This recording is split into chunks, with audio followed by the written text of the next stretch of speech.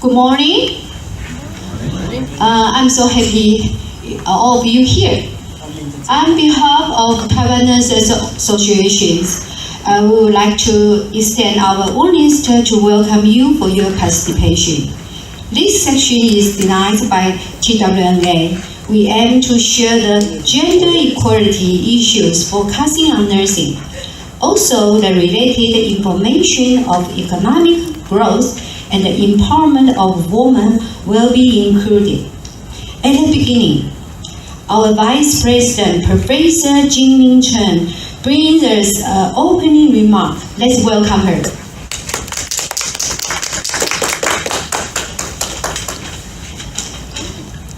Thank you, Dr. Zhang. Director General Chen, our Director General from Department of NGO International Affairs, Ministry of Foreign Affairs, Taiwan, and my good friend, good colleague, Professor Angela Amar from NYU College of Nursing. Also, we are colleagues from American Academy of Nursing. And of course, Professor Hui Zhang, our Chairperson of International Affairs from Taiwan Nurse Association. Dear friends, colleagues, and our distinguished guests, both in person and online. Good morning and good evening. I should hear something, right? Good morning. Thank you. So, welcome to our section, hosted by Taiwan Nurse Association, TWNA in short. My name is Jin-Ming Chen, and I'm currently the Vice President of the association. TWNA has a history for more than a century. We have been dedicated for policy advocacy, leadership program, and also professional development for nurses in Taiwan. Since the majority of nursing workforce are women, it's like 96% in Taiwan compared to 86% worldwide. Therefore, in recent years, we have expanded our focus on gender equity and economics issues. Because nurses serve as the cornerstone of healthcare system worldwide, represent more than 50% of global health workforce. We believe that strengthening nursing profession will not only build up the healthy population, but also stimulate economic growth, promote gender equality, and on top of this, we might be able to solve the global nursing shortage as well. Therefore, in the past couple of years, we have seen increasing in the industrial action taken by nurses in many countries. We have been seeing times again how financial crisis often led to budgetary restrictions in healthcare, typically at the expense of nursing service. This reductionist approach overlooks the substantial and underemphasized the economic value of nursing contribution to healthcare and society as a whole. Drawing from the lessons we learned from COVID-19 pandemic and recognize the increasing threat to health of the population around the world may be due to conflicts, the fast-aging population, climate crisis, and all these financial instabilities. We believe this is just the right timing for us to focus on today's topic, today's theme. We need to advocate for gender equality, economic growth, and empowerment of women in nursing. So for today's section, we will invite speakers to share some of their expertise in this topic. First, I will, of course, share on what we TWNA has done to empower our members for their gender equality and economic growth. Dr. Amar, as I mentioned, my good friend, will introduce how to create a healthy work environment to sustain nurses in work for, of course, economic productivities. And finally, Dr. Zhang will present an example of how strong nursing workforce can support healthy nation and healthy economy. So I hope you will enjoy the section from our talks. So in the meantime, I look forward hearing from your feedback from the panel discussions later. I thank you. Thank you, Professor Chen. Next, I'd like to invite a distinguished guest, a special one. our Director General, Department of NGO International Affairs, Ministry of Foreign Affairs, Republic of Taiwan, China, Taiwan, our Director General Andy Gang Yi-chen, he will give us opening remarks. Let's welcome him. Thank you so much. Standing Director Dr. Hui-Ying Chang, Taiwan Nurses Association, Vice President Dr. Jingmin Chen, Taiwan Nurses Association, Professor Dr. Angela Frederick Amar from New York University, distinguished guests, dear participants, good morning. Good morning. I'm delighted to attend today's event on behalf of the Ministry of Foreign Affairs of the Republic of China, Taiwan. After the pandemic, last year was the first time that NGO CSW parallel events have been held physically. I would say nothing is more important and meaningful than face-to-face connection. Therefore, I'm honored to be here today to meet you all in person. I think you got the same feeling. After pandemic, luckily we survived. Yeah. Through your effort, really, actually you work with the nursing team in your country. In addition, today is the best opportunity for experts and NGO partners to discuss and exchange your professional knowledge and opinions directly. Today's event would not have been possible without Taiwan Nurses Association. Taiwan Nurses Association, TWNA, is the most prominent and significant nursing academic organization in Taiwan. The association is dedicated to not only upgrading the quality of the nursing education and services domestically, but also encouraging exchanges of nursing knowledge and experience internationally. TWNA has signed MOUs with nurses associations of St. Lucia, Mongolia, Argentina, the Philippines, Mexico, and Paraguay for further bilateral cooperation. In addition, TWNA collaborates closely with the International Council of Nurses, the ICN, to advance the profession, not only focusing on nursing in Taiwan, but also changing nursing across the globe. TWNA hosts the ICN Leadership for Change program, the LFC, year after year successfully with demonstrations that TWNA is an outstanding figure in medical care field and willing to share the expertise with others today. Today's parallel event is the best opportunity for Taiwan to display the soft power in gender equity and medical care field. In many surveys, Taiwan's performance is impressive. For instance, in the Social Institution of Gender Index survey released by the OECD, Taiwan was ranked 6th globally and 1st in Asia.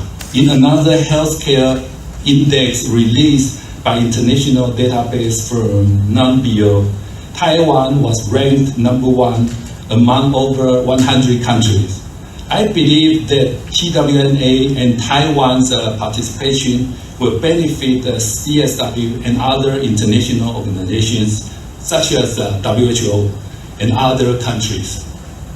In closing, I would like to point out that the speakers TWNA has invited are outstanding experts in healthcare field, and I believe all the participants will find it rewarding to have come here.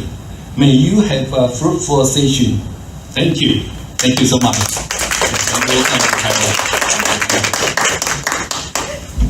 Thank you, Director General. You know Taiwan is a beautiful island. You also call Formosa. So if you have a chance to visit Taiwan, please come to see us. You know, in Taiwan, we have a lot of amazing things, including food for you. Enjoy someday. Okay? Right now, the section is beginning. The first section topic, I invite our Vice President Jin-Ming Chen for her presentation.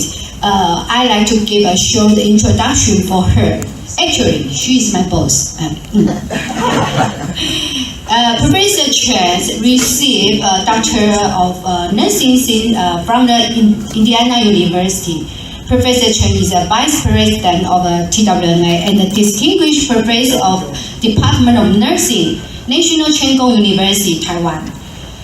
She has been the legislator of the legislative end in Taiwan and the president of TWNA.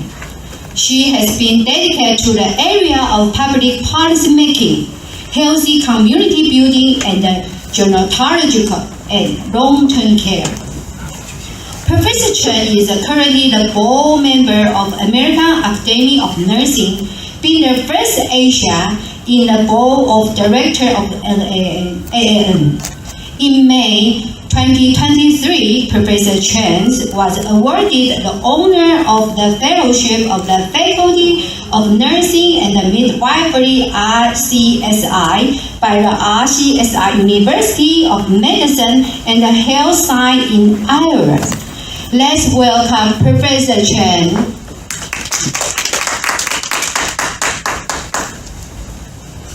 Thank you for the warm words, Dr. Zhang. Okay, so for my presentation, my topic is power in nursing, how we TWNA has done as the largest academic professional organization to empower our members on all this gender equity and nursing innovatives. As the immediate past president, I think I have a lot to share with you. Okay, so firstly, I'm going to briefly introduce my association, and then, of course, I want to let you know how we got into this business, know that we need to empower nurses to showcase our economic power. And then I will demonstrate how we have done our initiatives and what kind of impact we have doing already. First, I'm going to share with you our leadership training program and what kind of impact we have successfully advocate for gender equality. And finally, a little bit about investment in nursing innovation. Of course, Dr. Zhang will be giving you more example on this. I'm sorry. So this is the major aim of our association. As you can see, promote the professional nursing service and enhance the health of our citizens is our major aims. Through improve the nursing-related academic research and upgrade standing of nursing education, in the same time, we will be able to enhance the association's international status. So we have done so many things. For example, like most of the association, for professional development, we provide more than 100 seminars and conferences annually, and we have 2 official journals. And we operate various accreditation examinations for members' career development, and also responding to nursing issues to make the official position statement or call out for proposals if needed. And we also participate in many of the international activities, not only to increase international visibility, but also advocate for influence of the nursing. Oops, I'll be able to. I cannot move here. Sorry about that. The mouse is not working. Here, no. The mouse is not here. Sorry, the mouse is not working. Oh, yeah, that's okay. That's okay. Just give it. So because of that, we will be able to advocate for leadership, gender equity, and innovations. So you can see here our core values are to cultivate our members for their professionalism, for hopefully everyone can be a visionary leaders, and most importantly, because partner with all these kind of international or global issues, we will be able to showcase our excellence and some innovation approaches. Therefore, we have been very closely followed the WHO and ICN's global priority. Since 2015, as soon as the UN announced this Sustainable Development Goals, as the specialized agency for health under UN system, WHO immediately released this investment plan for human resource for health. And because of this, this is released in 2016, and in 2019, WHO even announced the WHO's yearly theme as universal health coverage. And because of this, ICN immediately says that since nursing make up the major workforce for healthcare, and we come up with the Nursing Now event in 2018.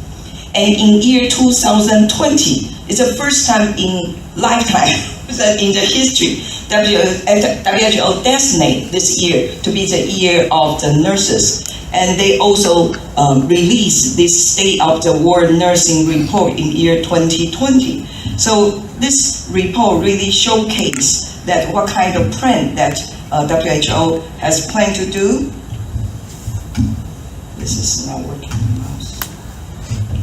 They provide the most updated and latest evidence on policy options for global health, so that we can prepare for all kind of investment plan for governments. So every year, every member state will have to report their progress and discuss on how innovative strategy toward their goals under each WHA's assembly meetings.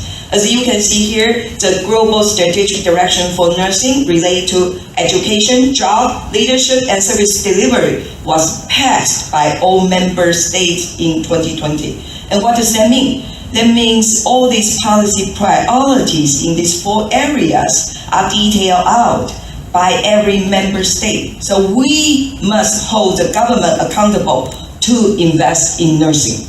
So this is our chance, right? So as one of the first 7 non-governmental organizations to be accepted into official relationship with WHO in 1948.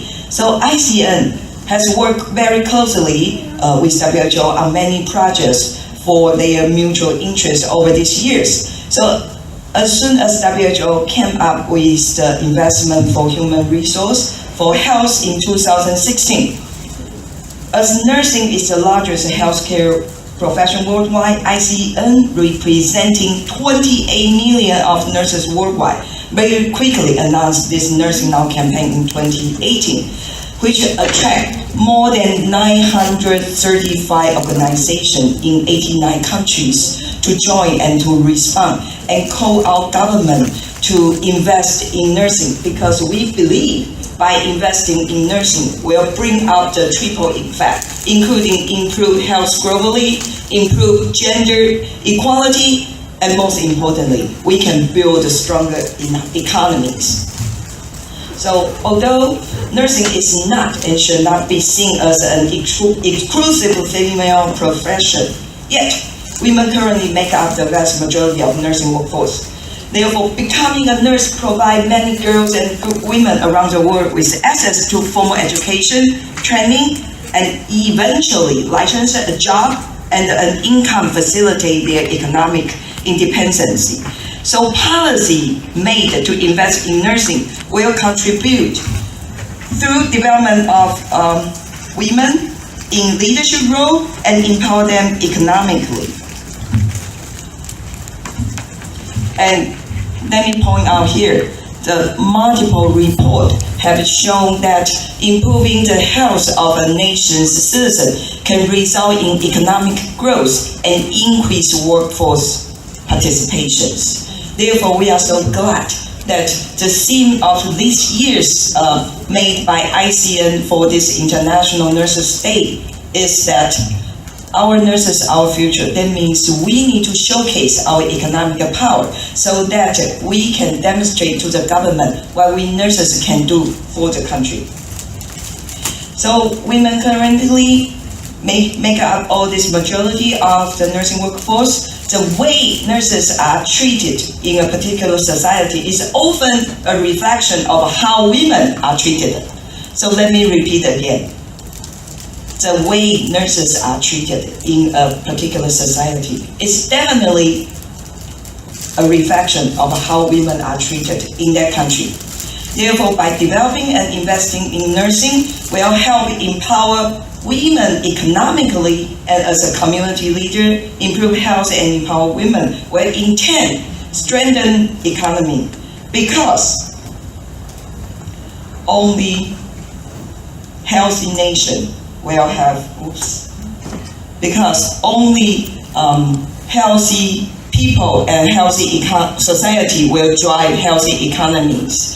And universal health coverage cannot possibly be achieved without strengthening nursing globally. Therefore, especially drawing from the lesson learned from the COVID-19 pandemic, which shocked the wave across the world economy. It was the worst growth stock market crash since 1987, and estimated 400 million full-time jobs were lost. We even seen the worsen inequality within and across countries, and women are usually at a greater risk for infection and income loss and employment loss, because most of women are dominate in domestic work and health and social care work sector. Therefore, recovery from the global economic crisis courses will need a balance between all these kind of health and economic and social policy interventions. And this is exactly what we think the Nursing Now campaign will bring, because in these 5 programs outlined by Nursing Now, that specifically mention that the government and society need to have a greater invested in nursing education and professional development, and also amplify the effectiveness and innovative practice for nurses to showcase what we can do for the country. And we make a greater influence for nurses and midwives on the global influence for nurses on this global and national health policy. And fourthly, to have more nurses in this leadership position and make most of the best of the good policy, or what we call right policy for the nation. And finally, can we have more of the evidence to let the policy makers know to remove all the obstacles that stop nursing to fulfill their full potential? So immediately after ICN released these 5 programs and Nursing Now campaigns, we Taiwan immediately adopt our Taiwan Nursing Now campaign. We organize all these 5 programs into these 3 categories. First, of course, is we call Nursing Now. It's empowerment to raise the profile of nurses, and then we try to advocate for governments invest in nursing, and hopefully we are hoping to benefit our citizens. Therefore, during our experience of combating COVID-19, you can see, because nurses are in the front line, so we are everywhere, in the hospital, in school, in long-term care settings, and you cannot believe it, we are even on the plane, go out for the evacuation missions, because nurses are ready. We have been empowered to do so. And you can see here, nurses are not only on the first line for the operation, for the direct care, we also made up the right policy and set up the procedure and protocol for everyone to follow up. So that's the time, that's the right timing. We Taiwan Nurses Association really demonstrate our pivotal leadership role by amplifying nurses' impact on economic and taking care of the society as a whole.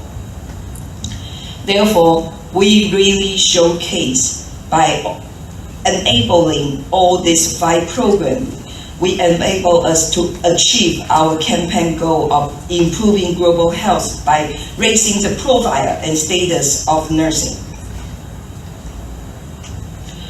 And therefore, even though COVID-19 pandemic caused economic decline worldwide, reducing global, because of Taiwan's proactive response, of course, including investment in nursing, has successfully contained COVID-19, contribute to its economic growth amid the global crisis. It demonstrates that nurses are crucial for economic growth.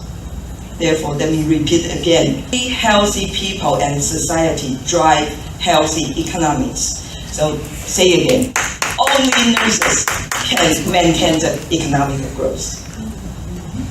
So we really thankful for this opportunity, for this privilege for us to show here in CSW meetings. So we start to participate at CSW since what year is this?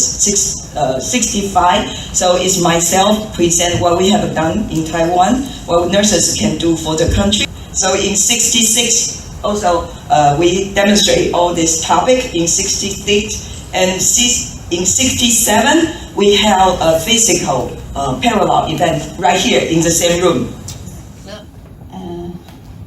The next topic I like to share is a strong nursing workforce supporting a healthy nation and a healthy economy. Allow me to introduce myself. It's weird, right? Right now, I'm a standing director of Taiwan Nurses Association. I work in the Chime Hospital as a vice director of nursing department. For years, I have dedicated myself to the area of patient safety issues, adult health nursing, and nursing education. In 2022, yes, I was awarded as the Fellow of American Academy of Nursing. This is my honor to share my topic with you.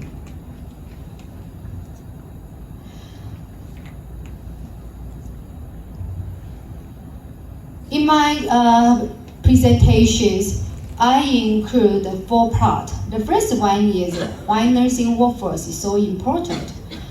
The second is organizations improve female nurses workforce.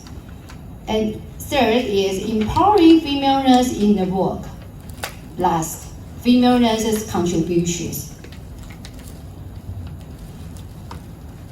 According to the WHO report, about 27 million nurses make up the global nursing workforce. It occupies nearly 50% of the global health workforce. In the world, about 90 nurses are women. In Taiwan, we have 96%. Nurses play an important role in the healthcare system. Their workforce stabilization is a long-lasting challenge pending to strategy and policy and practical management. After the pandemic, the healthcare workforce shortage, including nursing, is getting more serious. This is our nursing profile in 2021 in Taiwan. Our nurse density is 10,000 people have 76 to 80 nurses. They can provide nursing care for them. This is an index show that we have a good capacity to care our people. Considering the aging population, turnover rate, and the nurse retirement and the low birth rate, the supply of nurses will not meet the increased demands of the healthcare service by 2030. This impact of workforce shortage is expected. Therefore, we must invest in nursing with every effort.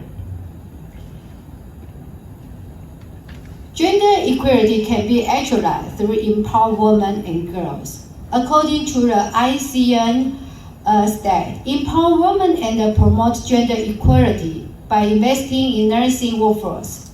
In 2010, Institute of Medicine confirmed that nurses have a vital role to play in achieving patient-centered care, boosting primary care service, delivering more care in the community, and providing seamless and coordinated care. Their role as a healthcare coach and system innovators leading and contributing to a reform system which provides safe patient-centered care. In the past 2 years, from 2012 to 2017, several workforce strategies have applied, which involve positive work environment, work role, night shift subsidy, and the nurse-to-patient ratios in the hospital credential standards. In 2018, Nursing Now campaign, as presented by our Vice Director Chen, is a very big activity to improve nursing workforce, including their work right.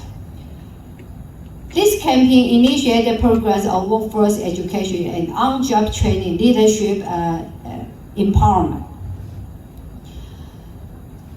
A nurse-friendly workplace is a supportive and gender-considering climate to female nurses to retain in nursing work. The length of practice in nursing can be prolonged, protected, and conserved. Like this, the national nursing workforce is preserved. In our government, there are 3, at least, official organizations engaged in the nursing workforce.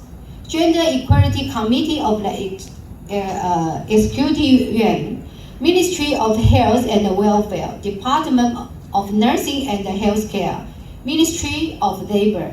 In addition, there are many NGOs related to women issues, especially the Taiwan Nurse Association and the Taiwan Union Nurse Association, focusing on nursing rights.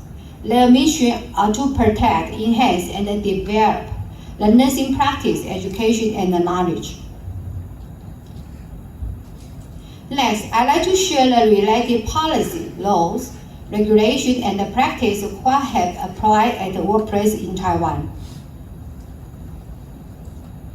Ministry of Labor in 2022, they applied a plan, Gender Equality Promotion Plans.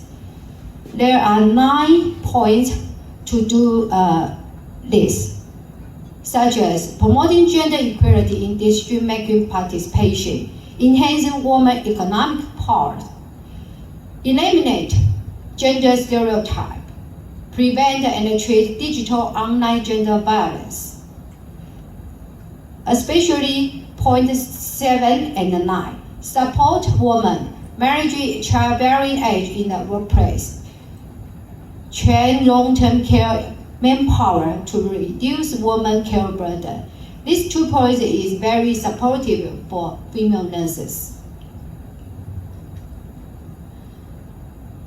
The Gender Equality in the Employment Act, we provide several privileges for women, such as menstruation leave, maternity leave, pregnancy and recuperation,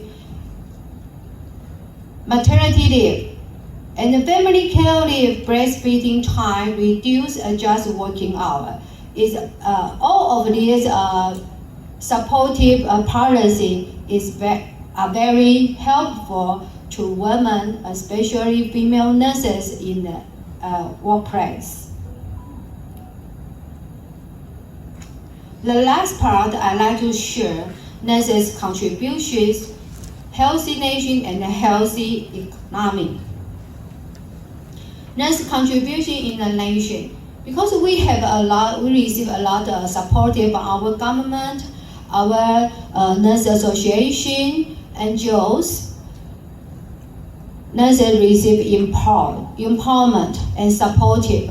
They got the recognition. Because of this, we do our work with our very hard. And in the meantime, we contribute our intelligence and knowledge in the clinical. A lot of innovation at the workplace was finished.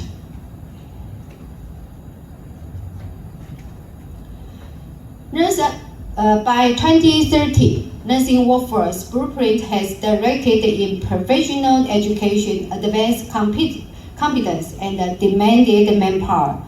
Technology nursing will address in the informatics, digitalization, and AI in the healthcare industry and the system. All the nurses' innovations are originated by our clinical. We concern our nursing practice, long-term care, and aging care in the community. So let's have the power of innovation through evidence-based knowledge, mindful patient care, and problem-solving competence. Their innovative products can help care quality and the nursing work become more effective and efficient. It has great benefits to the care cost, labor cost, and the health outcome. Moreover, many of these products have applied in the clinical and plan to be manufactured. Let me give 3 examples. This is case stories from my hospital. The first one is called air cushion nest for premature infant. This utilized nest can stabilize premature infant's body temperature to prevent and to decrease complications. As we know, premature babies receive the mindful nursing care for growing. Using a smart device to care of them is very benefit for their continuing growth. The second is a wireless IV and fluid urine meters. Using a smart device to monitor the patient's fluid supply and urine amount is more effective, efficient, and accurate in nursing care. In the clinical, this is very important for the intensive care patient. The third one is AI lighting for fall prevention. Fall is a high risk incident for the elderly. An automatic lighting alarm system can help fall prevention and remind the caregivers. These innovations are designed by nurses. They work with other technicians, computer scientists, and others healthcare professionals. Their contribution in healthcare quality and quantity are sure.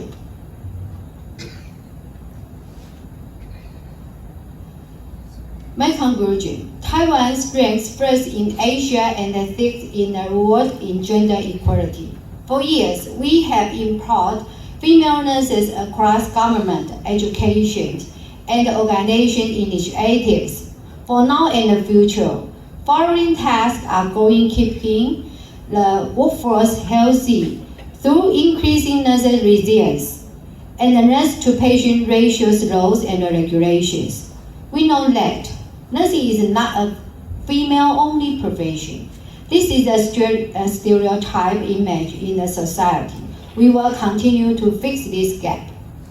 To attract and recruit more men to join the nursing profession is our next step.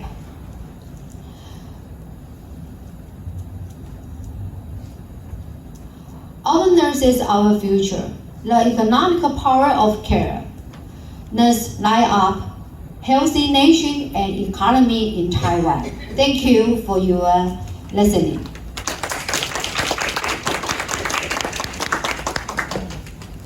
Okay, we have a time to do our panel discussion. We are so welcome and appreciate if you have any comment, feedback, or question, you can pop up. It's a moment to communicate all of you. Thank you. Anyone like to give a comment or? Okay. I'm Jerry Uberly with the World Academy for the Future of Women, and I would just like to thank all of the speakers for the humanity that is represented, and that you talked about solutions rather than the problem. And there's a real urgency, and I can't remember your name, but I want to say, empowerment isn't being tough necessarily. It's really the humanity. That's empowering. And I think we need to be training women about the power of humanity and the power of the things that you mentioned to get through with the deniers that they're in a harmful situation. And yeah, I'd love to partner with you on what you're doing. Thank you. I mean, well, of course I agree, because I think that there is something where we think of leadership, and I get that the generation before me that was breaking the ceilings probably had to do the toughness. That's right. But it's, I think men have a place for being kind too, and that in everything that. I always tell people if you're not sure what to do, or people ask me, especially about being a leader, and what's your one lesson? I always say, if you're really not sure what to do, just be kind.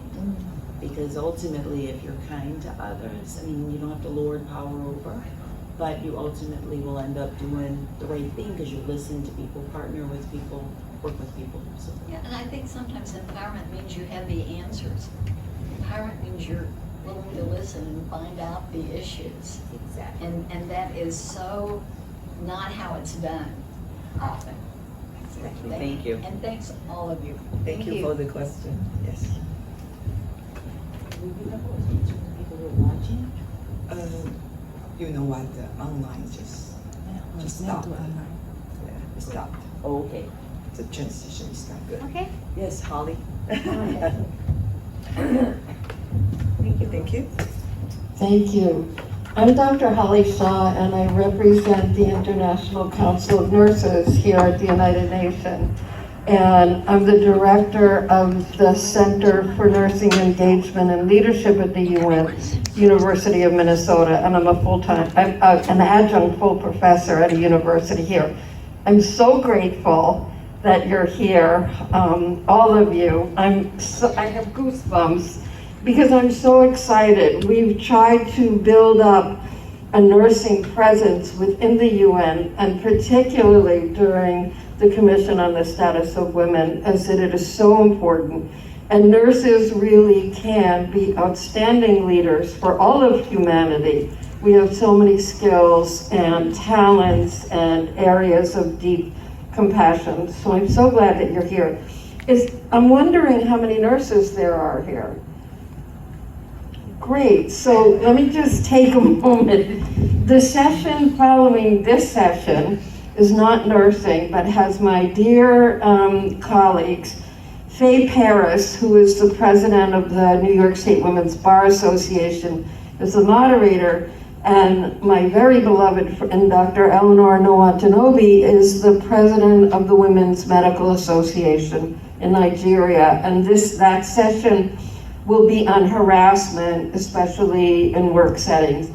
And then on Monday, we have a very exciting panel about advocacy in work settings, in communities, and in the world, sponsored by SONCIEL, which is the Society of Neuroscientists, Innovators, Entrepreneurs, and Nurses. And that's going to be at 4:30 Monday afternoon in this room. And then on the 20th, there's another session about protecting children's rights from violence and gender-based problems. So nurses are really in the lead of so many of these wonderful and very important interventions. I've not heard of a menstrual day before, and I think that's really amazing. One day per month. And how many, do many people take that day? Yes, and correct. Are there any studies demonstrating that there's an effectiveness in offering that?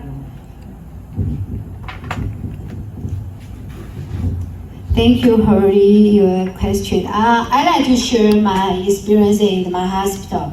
The periods leave is true. A lot of nurses, female nurses, of course, they take periods leave. According to our report, we ask nurses, are they satisfied with this policy, and do they have any concern to use this privilege? Actually, they don't. they are so satisfied and take this leave without no worry. So, and in the unit, in the clinical, others, other nurses, they can appreciate and understand. And we, our head nurse in the unit, they was make a arrangement for the shift. Okay, so it is a very considerate and very supportive to female nurse. Yeah. I have one more question and comment. At my age, I'm starting to wonder if we should have a menopause day for nurses with hot flashes. Sometimes those symptoms are incapacitating as we have an aging nursing workforce. Dr. Amar, I'm wondering, I was really interested, I'm a trauma specialist and I think of myself as an expert in all of this, but your association with gender-based violence and its effect on the workforce is just fascinating to me. And I wonder if, with 21% of full-time employees being victims of domestic abuse or violence, do you think that has an effect on the problem we have in nursing with incivility towards each other, and that nurses who are being battered or abused at home bring that to work, since we really haven't solved that major issue? We're making progress, but I just wonder what your thoughts are, because it said, when I saw that slide, it suddenly clicked in yet another way for me. Very interesting question. Not something I'd considered, although at first blush I'd say probably a part, but I think there's so much more. Remember the Commission on Racism in nursing just concluded their work, and they really talked about people experiences of racism within the, I'm gonna stand up, I'll move over. The experiences of racism within, and that it was this, I wanna say like 40% of nurses experiencing, some big-ish number have experienced racism at work. I think that also is part of the lateral violence. I think the tradition of toughness and that the kind of everybody fend for themselves, and nursing school starts it sometimes with, we all have, many nurses have these stories of the nursing faculty who were tough with us and who weren't as embracing of humanity. So I think there's lots of multiple factors that probably play a part of that. But certainly, what do we say, hurt people hurt people? Right, exactly. And so And I unhappy wonder people if hurt any people. studies have been done about the incidence of nurses being, you know, of the 21% of full-time employees, where do nurses stand in that percentage? That would be just kind of interesting to know. Certainly would be. Thank you. Thank you Good so much points. for your presentation. Research. Why is it squeaky? Yeah. Any comment or feedback? Okay. Do you mind come forward so Come that over. Use we can my have the phone. We recording? can record you. We can see you and hear your voice and question. So my question is, I'm currently in nursing school right now. What advice or tips and tricks you'd have for somebody that's entering the workforce now? It's great you're here. I mean, that's fabulous. Repeat it again. I'm sorry, I missed the Okay. question. I'm a nursing student. What tips or tricks or advice would you have for somebody going into the profession right now? Oh, so You ask your teacher, right? First, I'll say we're very grateful, right? Yes. Because we are experiencing all of the effects of COVID. COVID really took a toll on nurses, and I think people made it through the first round. That second round, it was weary, and then we started all the political and the public, and then the third round, and we kind of just had a lot of burnout. So we're very grateful that you want to join us. I think I'd say to you as a nurse, nursing can be tough. People talk a lot about resilience in nursing students. I often talk more about how do we build healthy environments where people don't need to be resilient in those environments. And so I think that when the job gets tough, you have to remember that it's not you, that you're enough, that you have all you need to be successful. And take care of yourself as a nurse. We forget sometimes to do the self-care. Do you want to add something? Because I know you're a nurse too. Oh, well, I can add to this, but I had a question. Oh, okay. Maybe you can, well, you go ahead then. I would Yeah, like- so, And then ask your question. Oh, is that okay? Oh, absolutely. Give her the advice too. I would say, as an up-and-coming nurse, getting into the community, find your community, find support systems that you can lean on as you are embarking in this journey. Unfortunately, our culture kind of alludes to that when you graduate, you know it. And it really is, right? You graduate, you know it. So when you lean on some of the senior nurses and you say, I'm novice, I need help, you usually get some kind of backlash because we do have a culture of nurses eating their young. But that said, find your community in the institution to get the supports needed, to get the learning that you are entitled to be a phenomenal nurse. And I can't emphasize enough, as Dr. Amar said, is that you gotta take care of yourself. There are gonna be some good days, there are gonna be some bad days, and be unapologetic with taking care of yourself, and it's okay to cry. That's what I'm gonna say. Well, I asked something on that. Well, I'm sorry. Well, I just want to say that since we love nurses so much, nursing so much, we heard that someone come to join us. We're really grateful and love to hear that. And what I want to say is nurses probably is not that good job, but it's the job that is so deserving because that you play a role that not everyone can do. So there's a quote to say that maybe you save one person, people will call you a hero, but if you save 100%, then they know you are a nurse. That's what we are doing every day, see? So that association, like us, be the backbone for the safety net of yours. So join association will help. That's my suggestion. Okay? Yes. Thank you. Oh, you have a statement and then I can ask a question. Well, I wanted to add something, but why don't you? no, you go first. It's okay, I don't mind. I think taking care of yourself is important. I think also taking care of each other. And that I think in nursing school, it's essential that we encourage and really promote care of each other. And I think as you find your community, find your mentors, and don't leave us faculty behind. I've been teaching for decades, and it's such a joy for me that my former students, and I'm not talking about a year ago, I'm talking about decades ago, keep in touch with me. During COVID, there were students I hadn't seen in 10 or 15 years, and they wrote to me constantly calling, Dr. Shaw, nobody's helping us deal with this. It's not what we signed up for, but we kind of know that you can help. And last night I was here all day, I was so tired. I got an email, one of my students from last semester sent me a picture of her license.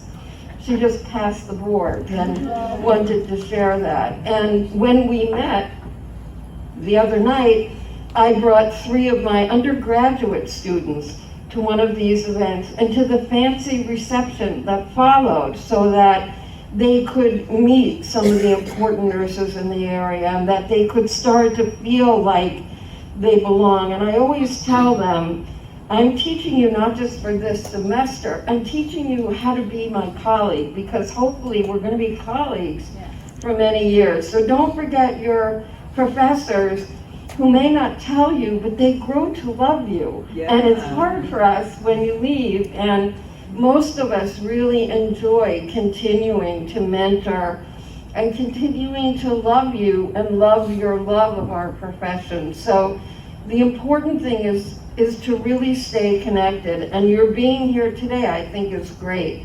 Because all of the travel I do, all of the things I do, people say, take a rest.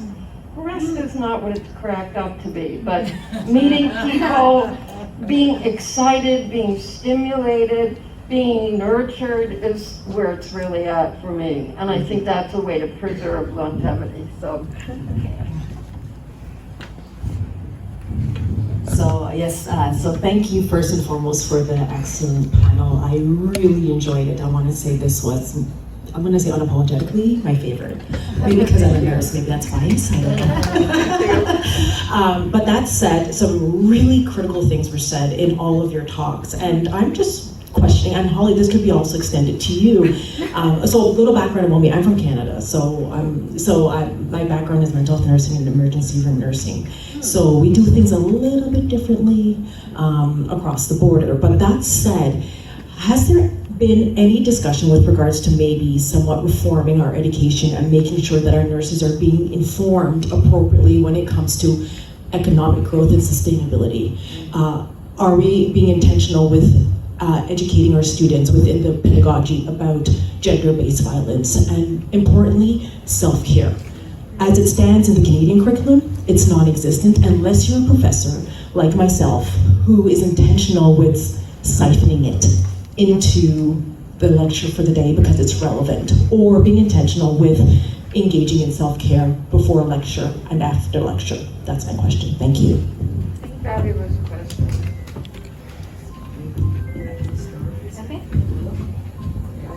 Well, maybe I can start it, because right now, like in Taiwan, if you want to, being a practice nurse, you need to fulfill your continuing education, right? Like if you want to renew your license at least 120 credit hours for 6 years that you need to fulfill.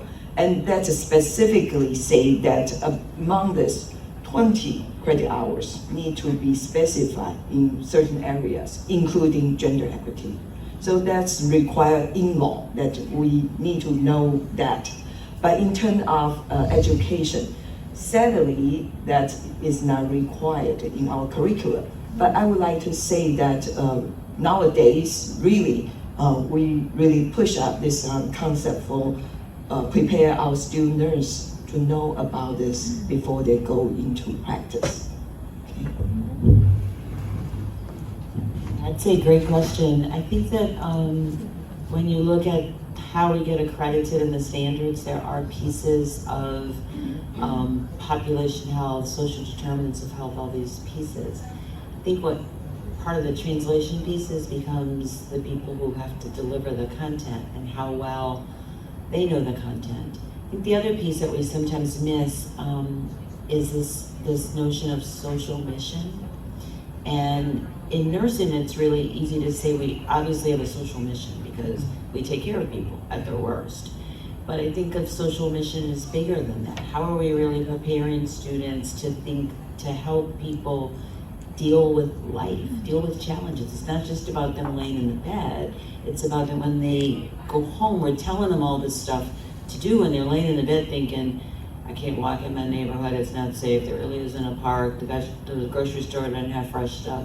And so we're missing the boat on how we really help people respond to life.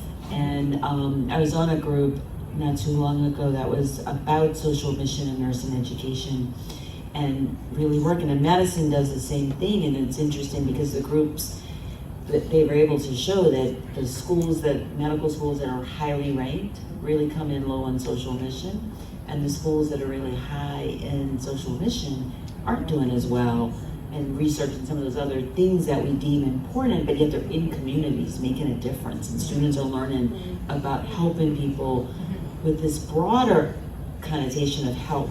And so I think that's the challenge, is how do we really communicate this social mission of nursing?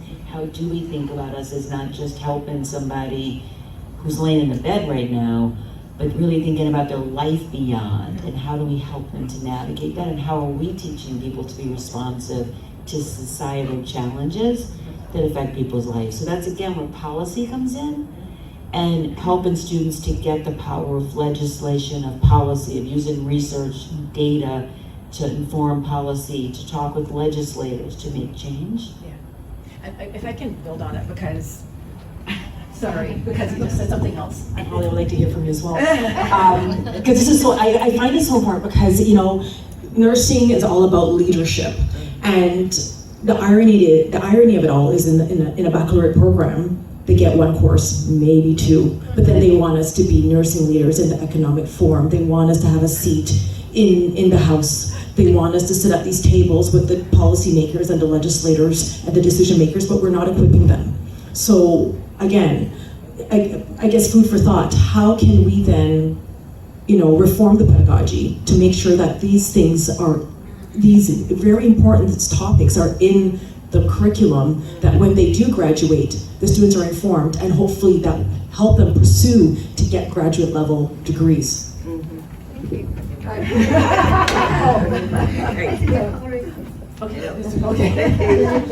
totally agree. And we have someone who's a fellow in the American Academy of Nursing. All three of us. All three of us.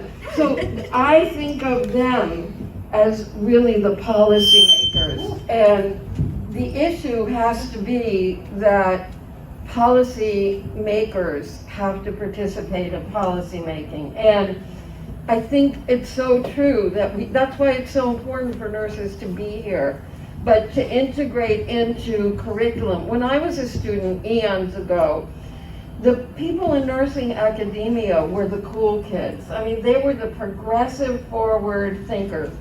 Now, there's more progression, I think, in hospitals than in many schools of nursing, where sadly, they're just repeating kind of the old dogma. So we really have to revolutionize schools of nursing, and I think we need to empower students to begin to learn how to do advocacy for themselves and each other, to really make a difference. I have a group, I've gone back to teaching from PhD to undergraduates, and I have a group of community students on Sundays in the only soup kitchen in all of New York City that's open on Sundays. And by being there and doing screenings, they became aware of the multiple problems. They serve about 1,000 meals a day.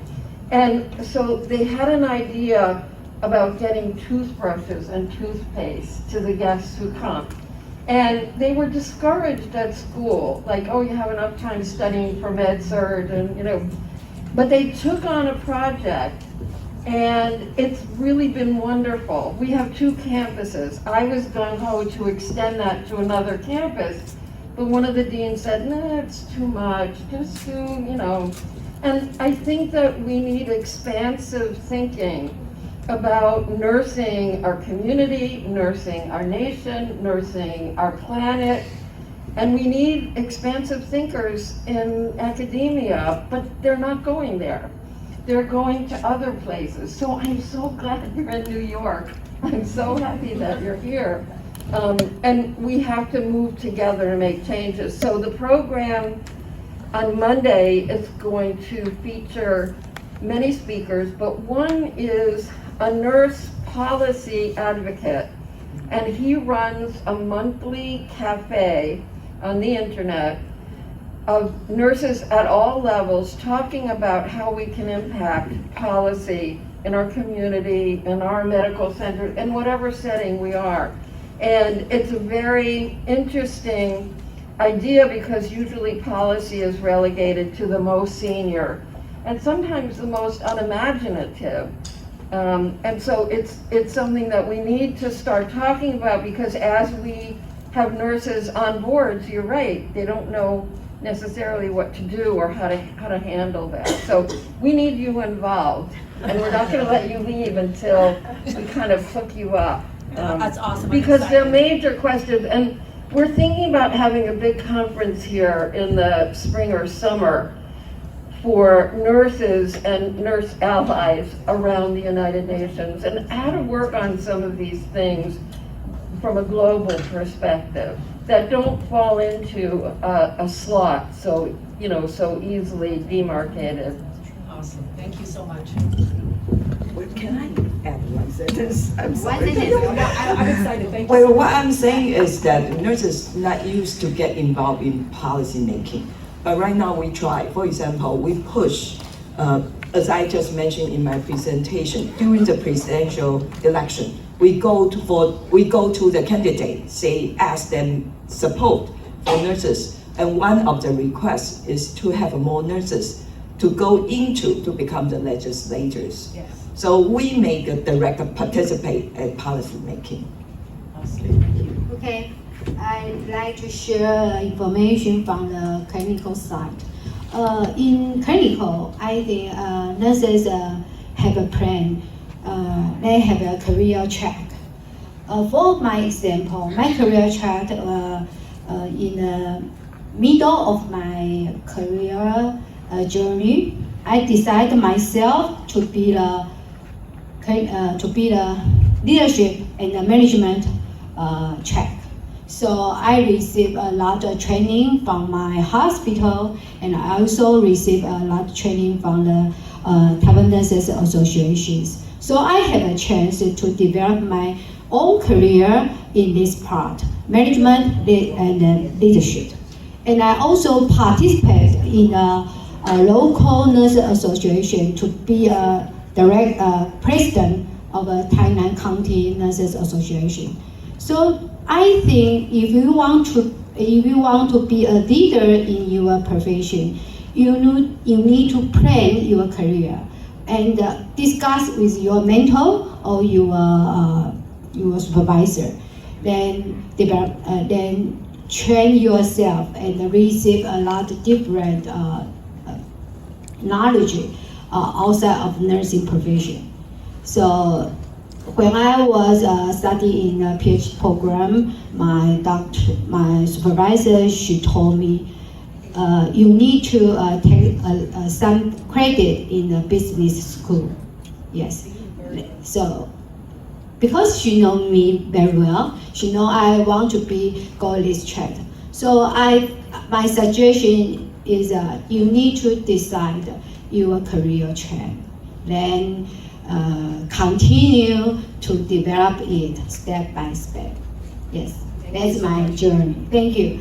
And one more question. Yes. Yes. Please come forward. Please come forward.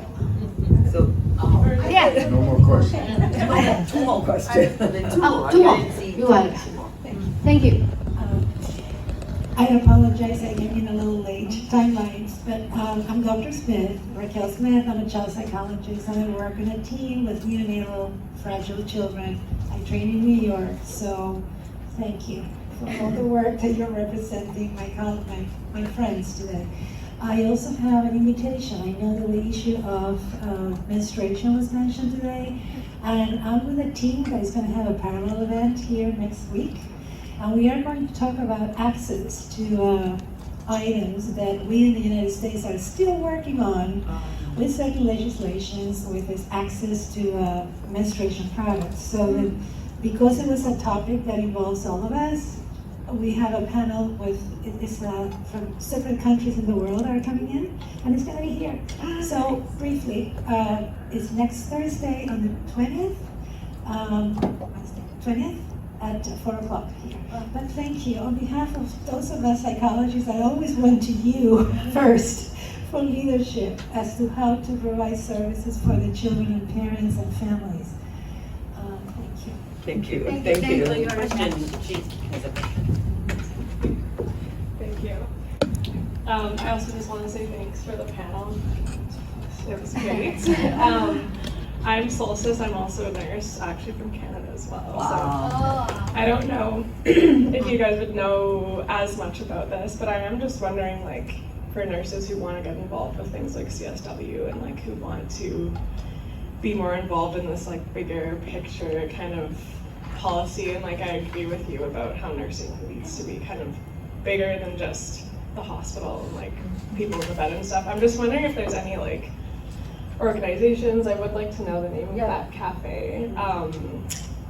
Just kind of like how nurses can actually get involved with things like this, or like how can we get more nurses sent to CSW? Like how is that something that, because I'm not even here through like a nursing related organization, I'm here through something else, so I'm like, I feel lucky to be here, but I'm just wondering how we can actually get more nurses in spaces like this and like talking about social justice and those bigger issues. Thank you. Yeah, thank you. Well, actually, we come out really late. We did not join CSW until 3 years ago. So it's like we kind of awakening really late, right? But it's better than not getting started. Right. So when we as an association, we really try to can I use the word educating? But we still try very hard to let our nurses, our members know the importance of gender equity. And we also participate very strongly with the public affairs. So that, like we have a friend over there, Dr. Zhang, and she is really the leader of women's issue in Taiwan. So we kind of look up her, and she knows all the information, and we try to join. So I think the first step is start to awakening, and you know the importance. Then find the peoples. They have the same feeling with you, and all of us can go together and go on the right track. Yeah. That's a great question. I would say it's something very similar, because I think it's the organization piece, and it's connecting with like finding your tribe, finding your village, finding your community. And I also, I guess, want to say too that where nursing works really well is sort of this microcosm, because it's a primarily female-dominated profession, so many of the issues that affect females in society we see in nursing. So it becomes, but I think there's so much broader implications for women, but it's easier for us to talk from the lens that we know. But organizations, both in nursing and out, that are doing policy, they're doing advocating. Any citizen, when you visit the Capitol, can talk to legislators, or at least their aides. And it's important, joining groups that have the priorities that are important to you, and really being on those listservs so they're keeping you up to date on what's going on, because they all hire people to talk about legislation, policy, what's big, and reaching out to elected officials. We're their constituents, and so we put them in office and we can take them out of office, and so they do need to be responsive to our issues. Okay, thank you. Okay, Professor Zhang, you say something to us. Thank you, Professor Zhang. Thank you very much. I really think about nursing, because I have a student. She's a nurse from the nursing department. So she wrote a thesis about her resilience, how he met some difficulties, bullying in the hospital. Not only doctor, patient, even nurses still. Yeah, so I think she started to go back for gender equality for her when she was grow up, and then go to the occupation, and he saw so many different bullying or hierarchy. Yeah, so I think everybody experiences this one. Unless you really go into gender equality concept, then you can aware, say, this is time for me to open up, to speak out. Yeah, so I think Professor Chen this time come, and those years is really good. Especially you also go to legislature. Yeah, you can just think it together. So I also very appreciate everyone, because gender equality, if you do good, then it's mental health. Yeah, everybody needs to have mental health work. So also I welcome, later you stay here, 12:30 we have our mental health issue, talking about everybody also can share how to do it in your country. Yeah. Thank you. Thank you. Thank you, Professor. All right, my time is up. So I have to end this section. We are so pleased and happy have you to join us and give us a lot of information and comment. Thank you for your participation. See you next time. Thank you.